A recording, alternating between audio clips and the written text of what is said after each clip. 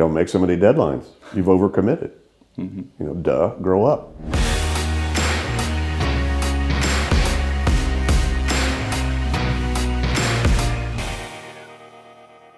I am sitting here with the world's #1 leading productivity guru and also the author of the known book Getting Things Done, David Allen.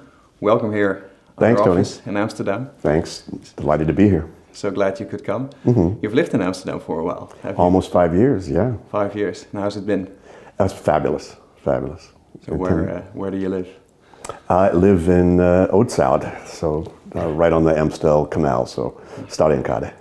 And you could ride your bike to the interview today, to the office. I rode my bike to the interview today, right? No matter, even if it's as cold as it is. A full-learned Dutchman. Right. Well, I haven't had a car in 5 years. It's wonderful, because it's so easy to get around here. It's difficult in Amsterdam having a car, yeah. So we're going to talk today about, of course, about your method, the Getting Things Done method, and how to apply it on your business and your to-do list mainly. Sure. But first, of course, I've read your book, and preparing for the interview, I was looking at some of your videos and also your TED Talk. And in the TED Talk, you started with that the art of productivity, that it's basically a martial art. What did you mean by that? Well, it's an art, just like learning the tango or cooking spaghetti or being a parent.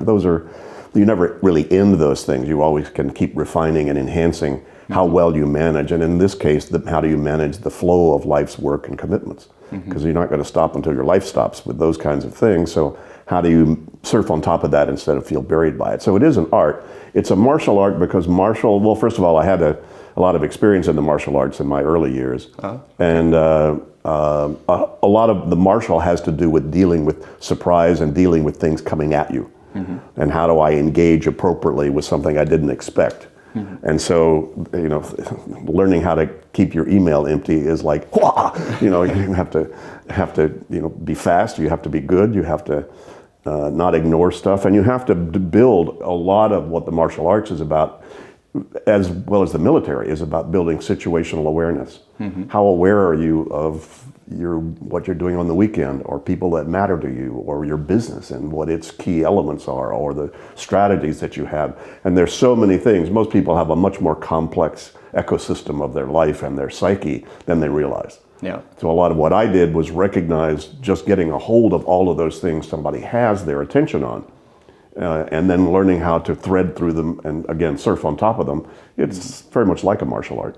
Do you think that it has changed since you published the book? Because you published this in 2001. Yeah. We're now 18 years later, and it's conquered the world. But the method, do you think that it has to change because of how many input we get via smartphones and social media and stuff like that? No, the method hasn't changed. The method has been universal since anybody was busy and couldn't finish everything that they were committed to when they thought of it.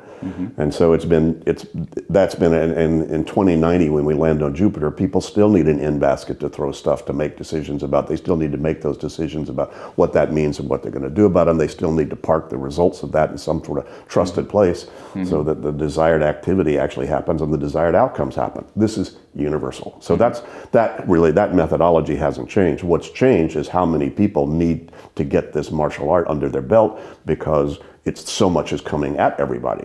So it's, there's no difference between emptying your email inbox than emptying your physical mailbox. You can let it mount up for a few days, but then at some point you're going to be losing bills, you're going to be missing things that you don't want to miss. And that's true with anything. So even if I stop you in the hall, Tony, and say, Tony, would you get back to me about that? There's no difference between that input and me sending you an email about that. Yeah. So it's just a matter of flow of information. It's true that because of smartphones and because of the ubiquity or the universality now of the digital world, 24/7, global, always on, it's so easy to get sucked into that vortex. Yeah, because if you run into me on the corridor and you say, can you do this for me, and I forget, then I'm not busy anymore. But if you email it to me, it's on my to-do list. And you said in the TED Talk also, and I love that, you said, well, if people complain about, I don't have enough time, and you look at, for example, Sebastian Bach, the composer, he didn't have email, what you said, but he had 5 children, and that's basically the same. 20. He had 20 children. 20 children. Yeah, take your pick. Take your pick, but he didn't have email, and I think that's a lot of people are concerned because they have a lot of email, they have a lot of apps, they have a lot of social media, and they keep getting way more inputs than a couple of years ago. How do you cope with so much input? Well, the good news is it forces people to decide what really matters. Mm-hmm. Why are you on Facebook? Mm-hmm. Why are you tweeting? Mm-hmm. Right? If you don't have answers to that, you can get sucked into that like crazy. If you have a good answer, there's a reason to do it, and here's the degree to which I'm going to do that. See, I'm on Twitter and Facebook and Instagram, but I look at those very much like a cocktail party. I just wander in and wander out whenever I feel like doing it. Sometimes it's a great way to just, kill 10 minutes if I'm waiting on a meeting to start or something like mm-hmm. that. So it's nothing, don't shoot the medium. Mm-hmm. The medium is fine. So what it does, though, is it forces people to get a lot clearer strategy, focus, importances, mm-hmm. in their life and what really matters to them and the quality of life. Mm-hmm. Come on, if you're letting yourself burn out, who let that happen, mm-hmm. right? And so that's, I think, one of the biggest issues is, a lot of the younger generation are letting themselves, get a lot more stressed than they're going to feel, than they probably need to or should, mm-hmm. If they want to maintain sustainability in terms of their health and their life and their energy. Mm-hmm. But that's live and learn. Mm-hmm. That's as old as dirt. There's nothing new about people overwhelming themselves. Look, when the car was invented, everybody thought that was going to ruin civilization. Mm-hmm. When the telephone was invented, everybody thought, "Oh my God, the world is coming to the end," because of the inputs that now are showing up. Yeah. So in a way, there's nothing new under the sun. Mm-hmm. But do you have a strategy for yourself to contain your social media or to control your input? Sure. Well, I do it when I have free time. So defining what my free time is the best limiter mm-hmm. for that. If social media is part of your business, then social media is going to be part of your business. That's not free time. Free time meaning, look, there's nothing pressing or pulling on me right now, mm-hmm. And I want to just go have some fun or just check in with my network and see what's up. Mm-hmm. I have absolutely nothing wrong with that, and I do that. I take a look at Instagram. I don't follow that many people, but mm-hmm. every morning when I'm having coffee, I just check through and see the new stuff that's going on. My wife is in California right now, so she's taking a couple of cool little pictures about where she is. That's a great way to keep up to date with the God, family. It's a great time to be alive. My God, this. People complained about this, but I say, well, go back to when, mm-hmm. And tell me you'd prefer that. Mm-hmm. as opposed to the opportunities you have right now. I got onto email in 1983, right? And how many years is that? Mm-hmm. And my life runs that way, Mm-hmm. And so kind of hard to say email's not a good thing. No. Was it for you getting into business and getting into email and stuff like that also the reason why you invented your method? So how did this came to be? That was part of it. I came to the method because, first of all, for myself, I got very attracted to things that cleared my head. My meditating practices and my martial arts practices, a lot of it had to do with clearing your head. Now people in the mindfulness game, just focus on your breathing, focus on your attention, and watch where your mind goes. And that's all great stuff. But I've been doing that for 45 years. Mm-hmm. So I got attracted to find techniques that kept me clear. And then as I started my consulting and coaching practice, I turned around and used those techniques with my clients, and it produced exactly the same results they produced for me. Mm-hmm. More control, more focus, more space to focus on meaningful stuff. Mm-hmm. And that was a universal thing. And I said, well, that's kind of cool. And then some, a senior guy in a big corporation saw what I was doing. He said, we need that in our whole culture. Control, focus, accountability, more space to focus strategically, et cetera. He said, can you design a seminar around this? I said, well, I'll try. So I designed a pilot program for 1,000 executives and managers in this big corporation. It worked. Mm-hmm. And then I was scratching my head because I've never had a traditional, any traditional training or class in psychology or business or time management. Mm-hmm. This was all street smarts, as we say. I just learned it by experience, just in terms of what worked. And I guess that was the good news because I didn't have any conditioning about how it should be. Mm-hmm. My conditioning was, does it work? Yeah. And what with the least amount of effort can get your head clear. Did you imagine when you wrote it down in a book that it would become the leading book in the productivity? I had no idea. I had no idea. You know, Tony, I've approached a lot of my life with a fairly healthy attitude called high anticipation and no expectation. Mm-hmm. So it would have been, I wouldn't have written it if I didn't think that'd be really cool if it sort of took off, but I had absolutely no idea that it would, or to what degree it would. I knew I just needed to write it and get it out. I knew it worked, and nobody else had come up with it, and it was bulletproof. So I said, I better write the manual. In case I get run over by a bus, I want to make sure that at least I've got this set of best practices that does nothing but improve people's life and work if they implement any of it. So something that people need to know. Well, if they want a sustainable, stress-free life, yes, they do. You know, or stop making so many commitments. But what it does is help people identify what they have attached themselves to or what they have attention on. Just, how conscious do you want to be? So, and the method, it contains of 5 steps, basically. Can you summarize? That's a core part of how do you get control of anything. First of all, you identify, you capture the stuff that's got your attention. Oh, that's got my attention, that's got my attention. And then you park, triggers of those things in some trusted bucket, and then get that bucket empty with step 2. You clarify, what do those mean? What am I going to do about that? What's the next step? And if one step's not going to finish this, what's the outcome I'm committed to complete? That's the clarify step 2. And then once you make a decision, like you need to make a phone call, but you can't make the call right then you need to park some reminder to make that call someplace you trust. That's called organize, step 3. So I've captured it, I've clarified what to do about it, and then I've parked reminders of the doing in some trusted bucket. And then step 4 is making sure when you're at a phone in time, you look at all the calls you've come up with that you need to make. That's the review and reflect process, which means basically reviewing the contents of this whole inventory, if you will, of your commitments at these different levels. And so that review and reflection process, it's just kind of like if you look at your calendar or diary to see what's the week coming. It's the same thing.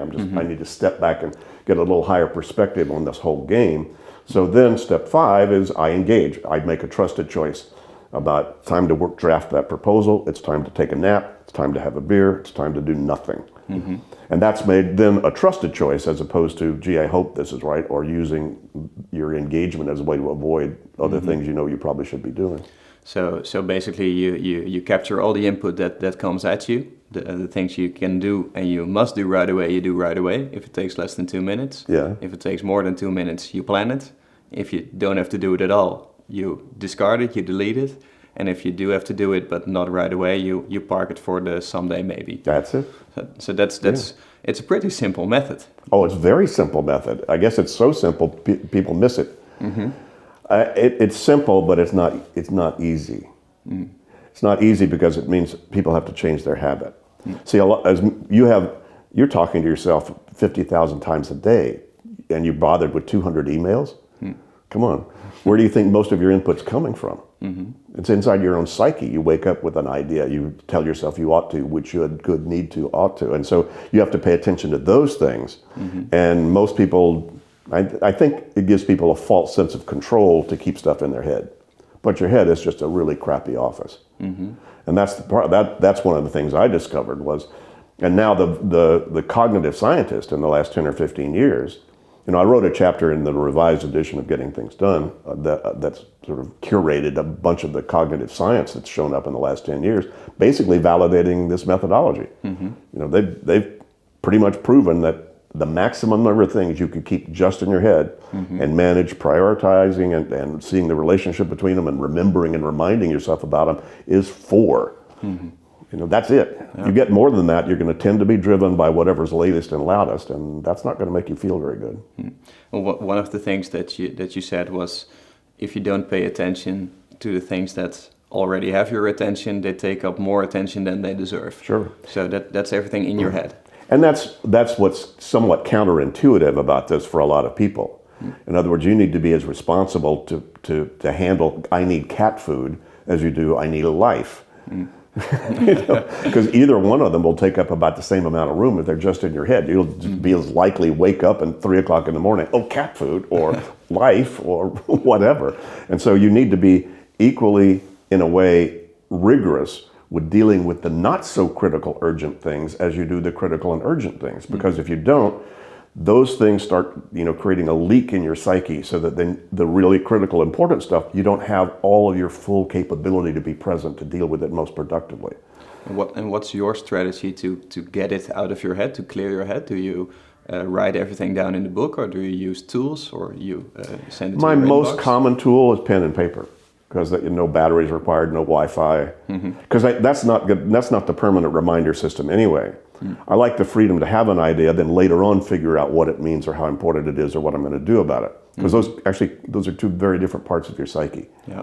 So I want to grab the idea. So I over capture. I mean, probably most, I don't know, probably at least half of the cool things that ever happened in my life started by a random note taken on this. Right? That's great. And it's a little pad and a pen. It's all my critical credit cards and my tram card and my, all the critical stuff I need to have. It's all right here. This fits in the jeans pocket, fits in a tuxedo, and this goes with me pretty much everywhere. And so I'll just write down all kinds of notes here. Then I'll take these and throw them into my physical in tray. And then usually within 24 hours, I will pick it up and go, what the hell is that? Oh, God, what a dumb idea. Too much wine or whatever. And I throw away probably 80% of my notes. I just don't know which 80% those are when I'm taking those notes. Okay.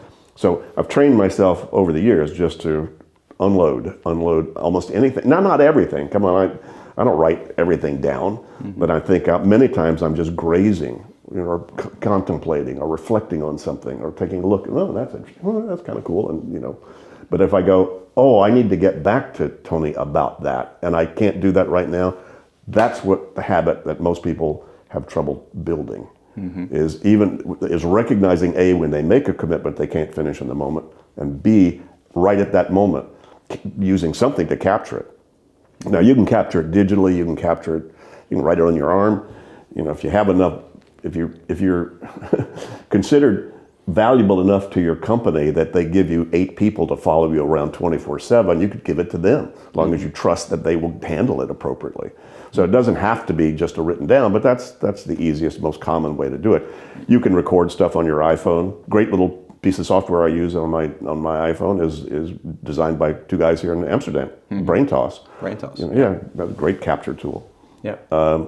It's one of the reasons it's really good is these guys are old GTDers. They've been GTD, or Richard's been one for 10 years, 12 years anyway, and they recognize too that your digital world can be a black hole.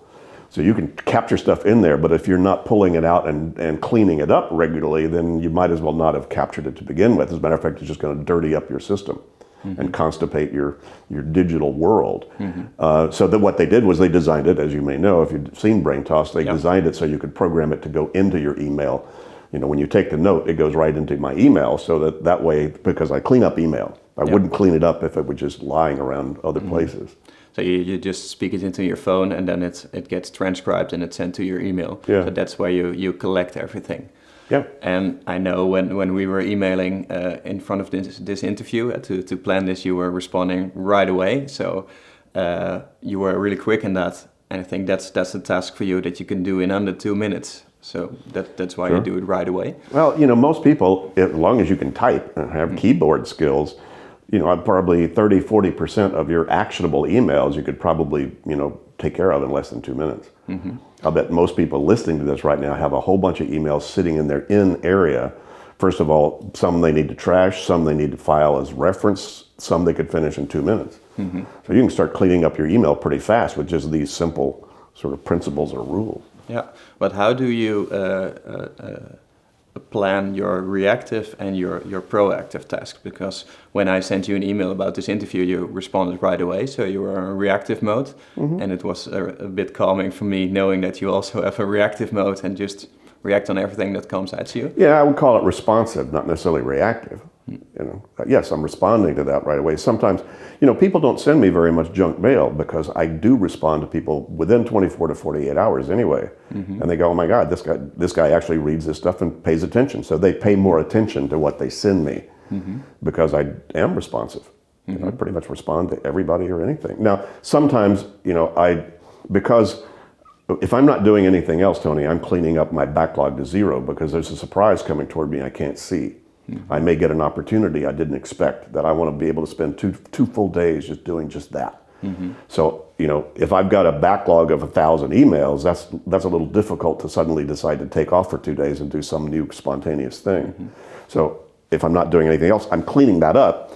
So once I do that, I don't have to then get into email as often as most people do. Most people are living in reactive mode in terms of emergency scanning all the time, but they're not actually doing anything with it other than emergency scanning. It's still there. Yeah. It's still taking their attention. Yeah, sometimes we call it addicted to the urgency. So you're just waiting for something urgent to respond on.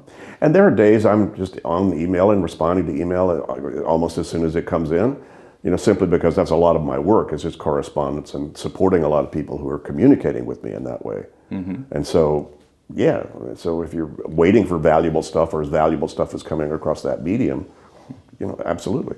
Why not? But again, I don't have any hard and fast rule about that. So when you collected all your inputs and then you have made your plan for the week, for the month, for the next I plan as little as I can get by with. Yeah, I've got some bigger stuff that's happening. As you know, I've got a big project, a big summit that we're going to do this summer. Yeah, we're going to talk about that, of course. But essentially, some people need to do a lot more pre-planning in order to keep their mind clear. And there are times in my life where I've needed to do that in order to keep a clear head. Right now, given that I wouldn't say I'm retired, but my life in a way has gotten simpler, that I've just got some fairly big projects, but not a lot of little ones that I need to do.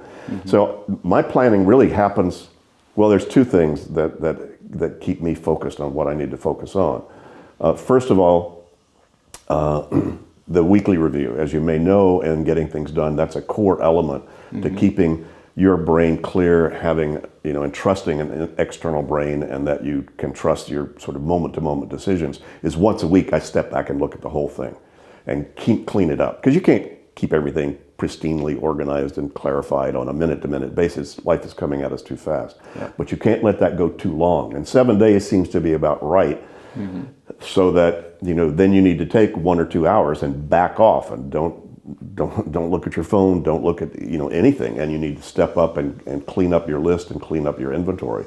Because a lot of things, everybody listening to this has probably had things happen in the last 2 or 3 days and you haven't had time to sit down and identify what exactly you need to do about it, but you've got it. And, when are you going to do that? That's where you need to build in that kind of reflective time that lifts you up and, as we say, manage the forest instead of hugging the trees. A little altitude, you really need that. And the night before every day, I'm looking at the next day or two and looking at what I call the hard landscape. What are the critical commitments? Like this morning, 11 o'clock, that's the only critical commitment I've got today that would die if I didn't do it, right? So I needed to look last night to see how late I could sleep. Because I love to sleep. I'm just a big sleep fan. I just love to sleep as long as I can. I'm not the only one. I love to sleep as long as I can. So I needed to take a look and see, did I need to set an alarm? It turned out I set an alarm because, I'm kind of a later night guy because we have a lot of communication back to the States. So I have, the time zones make that easier for us to handle. Do you, because your method does allow for a certain creativity, because I know a lot of people, including me, get a bit itchy when we have to make a to-do list or a plan for the week, and it's completely locked in. And we have to do this task on Monday and this on Tuesday, and these are our deadlines. And then it leaves no room for the creativity of the day. And when you start out and you clap open your laptop, you think, I want to do this because I just thought of it, and I'm creative now, and I just want to do this task. Sure. You leave room in your method for that. Well, that's how I like to live my life. So my system is merely set up so I can be free to do that. So, but if you truly have to do something Tuesday, you damn well better have it on Tuesday's calendar. But if you got it in the right place and know you'll see it at the right time, you don't need to be thinking about Tuesday until it shows up, right? And so I handle everything I can so that there's nothing on my mind most of the day.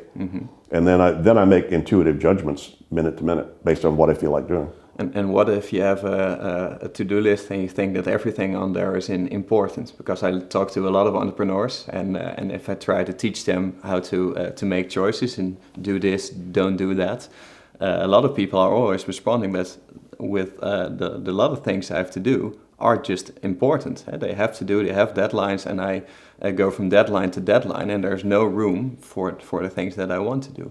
How do you cope with that? Don't make so many deadlines. You've overcommitted. Grow up. Why do you think it's so difficult for people? I don't know. They're young. They're young. Everybody is young. Everybody wants to own the world. Everybody wants to be totally successful. And, there's one cure for all of that. Get older. That's the only thing you need to do. Then you'll learn. And I think a lot of it too is how important is it for you to have some relaxed time. Come on, if you're 24 and single and it's all an adrenaline rush, you get bored going home. But as soon as you have a kid, trust me, you're going to want to see every day what they learned, of the next little thing, and you don't want to miss any of that. So, as your life changes and your lifestyle changes, there are going to be different things that are going to be more important to you. And that's where you just need to make good choices. And back to your point about the big list, if I'm sitting down with you and you've got a big list and you're saying, I don't know. Well, I got a real simple question. Tony, which one of those things, if that was handled, would create the most freedom in your head right now? That's not going to be hard for you to answer, right? But you can only do one thing at a time. So, I'm constantly saying the way I do that is what most has my attention right now, that if I got it off my mind would make the biggest difference. And off my mind doesn't mean I'm ignoring it or procrastinating. It means I'm appropriately engaged with it so that I don't have to keep thinking about it. It doesn't have to be bothering or distracting me so that I'm free up my head again. Because again, as I said, I've got a real, I don't know if it's an addiction, but certainly a love of a free head. I love having nothing on my mind. That's the fun way to kind of move around as far as I'm concerned. So it's not always about getting things completely done, but it's being probably engaged with everything you need to do. Yeah, you need to be able to look at this. Most people, by the way, have between 30 and 100 projects, and most people, mid to senior level professionals anyway, and most of those people have at least 100 to 150 next actions on each one of those. So you can either feel terrible, you've got that, or feel like, hey, here's a huge menu, with lots of options to pick from. Yeah. So if you look at it that way, that's more appropriate engagement than looks at all of that and goes, no, I'm going to take a nap. That's a power nap.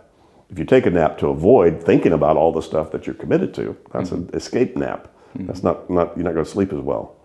So does that make sense? Yeah, it makes a lot of sense. I think what's difficult for a lot of entrepreneurs, also people who are not an entrepreneur, is the fear of letting go. If you have, for example, like 10 tasks on your to-do list and you have to pick one that you want to do right now, it also means that you make the decision to do the other 9 things that you don't do them right now, and it feels like loss.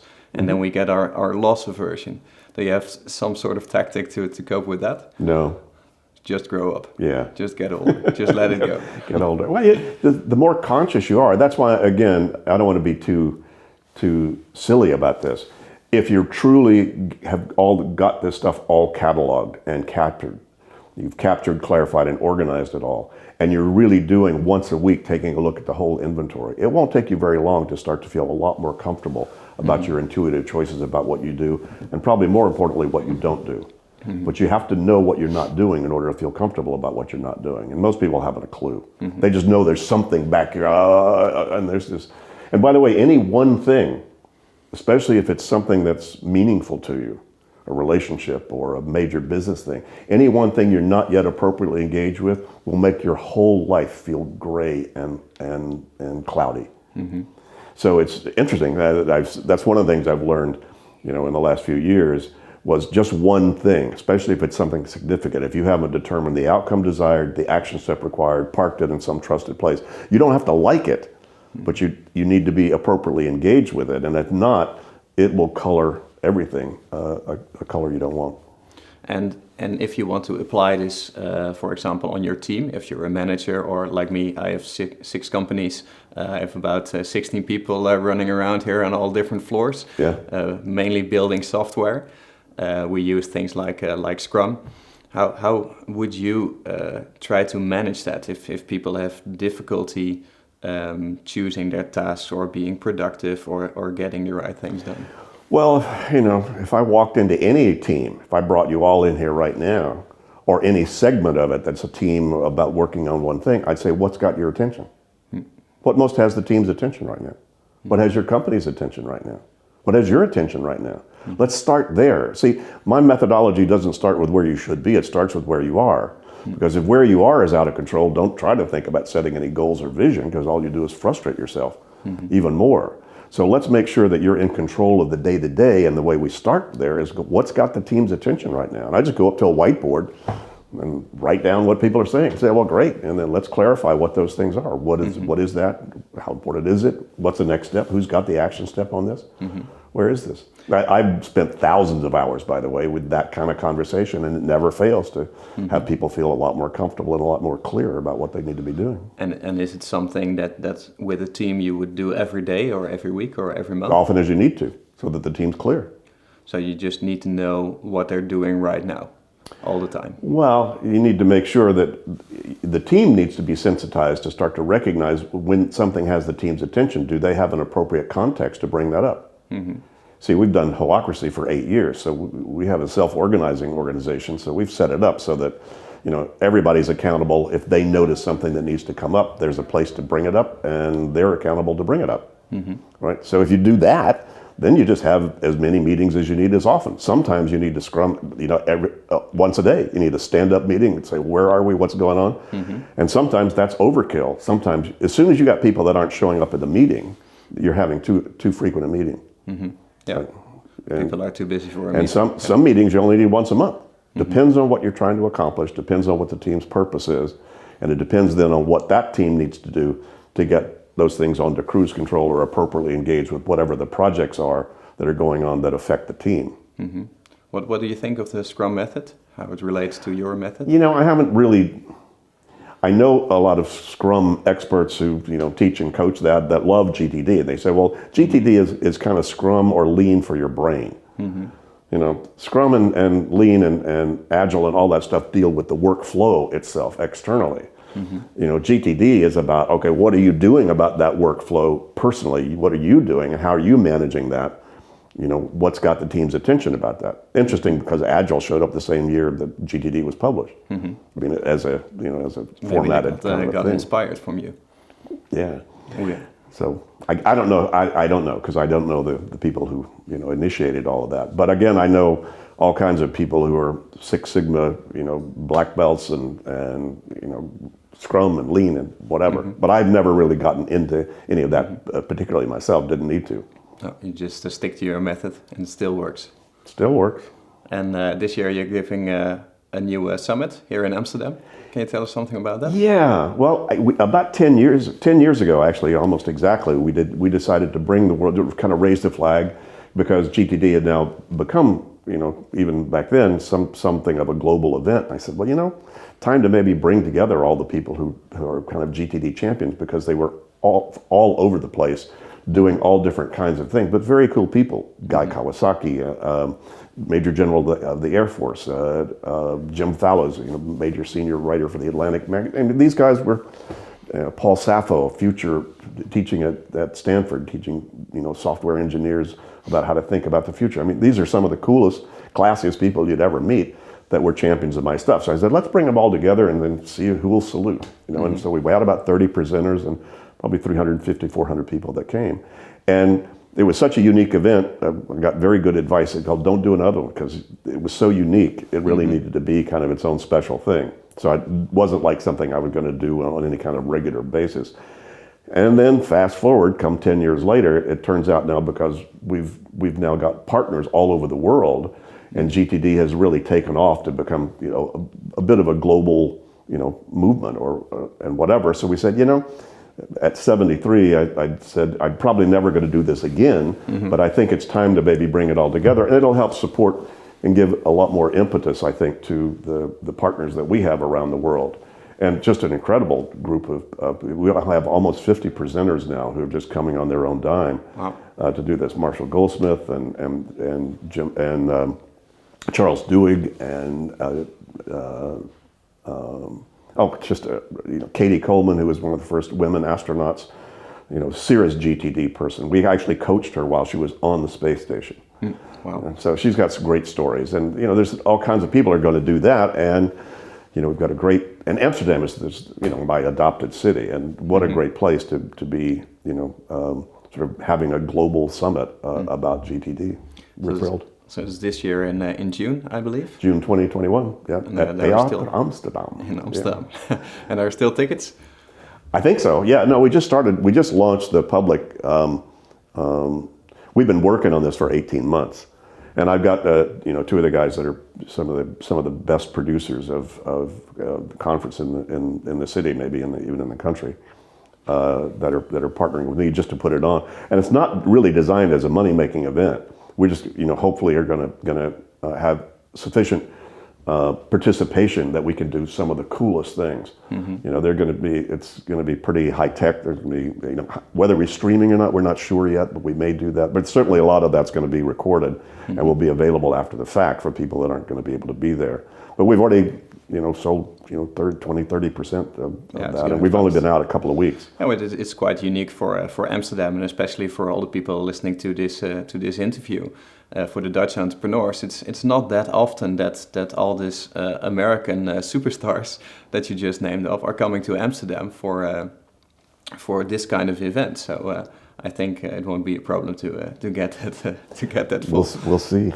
So for everyone listening, I don't know. Well, Amsterdam's such a great place for this, but if you don't mind me, being a little philosophical about this, because one of the things I love about it is I love the approach the Dutch have. I mean, you guys you're practical as ever, and you make things work, and things work here. Now the Dutch always complain about the Dutch and everything Dutch, so that's quite Dutch to complain about everything. But then go away and live somewhere else, and then you come back, you go, God, I'm really glad I live here. Yeah, but for you, as the author of the GTD method, it's a practical people is maybe the best place to be around. Could be, yeah. Certainly, the UK and Scandinavia and Northern Europe have, there's a lot of uptake of GTD because of the people like structure and systems and do that kind of thing. But it's spreading around the world. So I'll be in South Africa next week and Moscow in May, and I'll be in Prague in April. So it's kind of spreading all over. Nice. Okay, we're concluding the interview. Just one last question, because you published the book in 2001. It's 18 years ago. You built an enormous empire based on your method, a business empire. What, if you look back, what's the thing you're most proud of that you built or created?